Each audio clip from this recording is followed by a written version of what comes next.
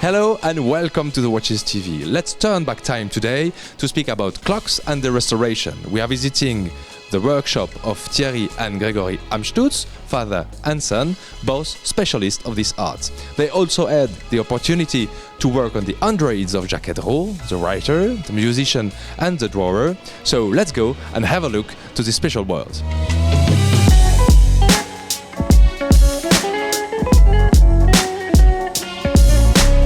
La pendule, c'est très souvent une affaire de famille, des souvenirs de famille. Donc la personne qui vient vous apporter une pendule, elle vous confie un bien qui est très précieux et qui a énormément de valeur à ses yeux.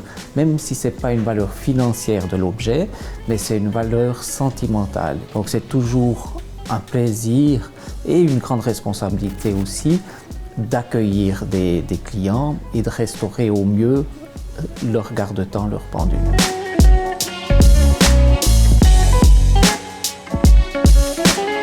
Le mécanisme est déjà plus gros, mais il peut être tout autant compliqué parce qu'il peut y avoir des fonctions de réveil, de quantième, de phase lunaire, de sonnerie à la demande, grande sonnerie, etc.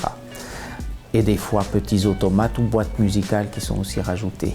Alors quand vous abordez une restauration, on le fait dans l'esprit du créateur.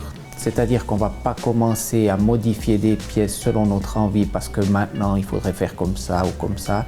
Mais on le fait vraiment comme eux ils l'ont pensé et dans leur esprit. Et c'est là que la restauration devient passionnante parce que non seulement il y a l'esprit mécanique où il faut restaurer, mais il y a aussi essayer de se mettre dans la tête de celui qui a créé la pendule et de restaurer vraiment comme lui l'a faite.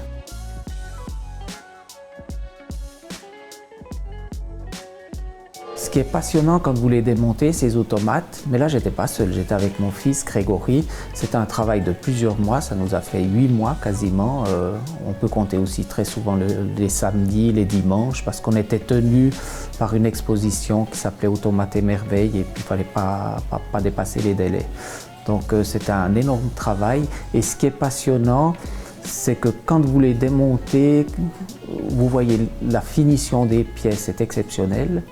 La recherche c'était vraiment des génies, les Jacques Héderault, donc il faudrait les refaire maintenant, il n'y aurait quasiment rien à changer. En 1768, quand Pierre-Jacques Héderault a entrepris la réalisation de l'écrivain, ça lui a duré 4 ans, de 1768 à 1772, lui-même il n'était pas tout jeune, il avait 47 ans, il l'a terminé à 51 ans et il était déjà reconnu dans l'Europe entière de par ses créations.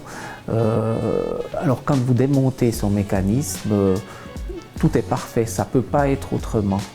Et il était aidé vraiment par des spécialistes dans tous les domaines, que ce soit l'ébéniste qui a créé les corps, ceux qui ont fait les habits, ceux qui ont fait la marqueterie, les bronzes, etc. C'était tous des grands artisans de haut vol. Alors avoir la chance de continuer, si vous voulez, de perpétuer ce qu'eux ont créé, c'est inimaginable, hein, c'est extraordinaire.